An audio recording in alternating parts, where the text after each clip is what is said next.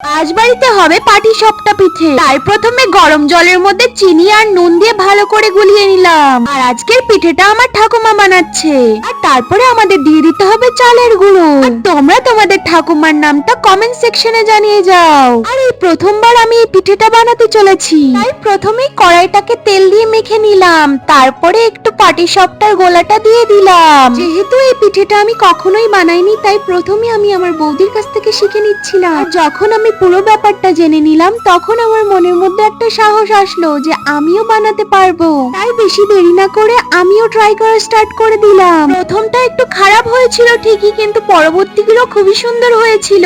আর জীবনটাও ঠিক এরকমই, তোমাদের সবসময় চেষ্টা করে যেতে হবে। চেষ্টা বন্ধ দিলে চলবে না, সবসময় নিজের লক্ষ্যে স্থির থাকতে হবে। আর এখনো অবধি যদি আমার চ্যানেলটাকে সাবস্ক্রাইব না করে থাকো, প্লিজ সাবস্ক্রাইব করে দাও। আর যারা যারা আমার ভিডিওটা লাস্ট অবধি দেখেছে তাদের জন্য অনেক অনেক ভালোবাসা।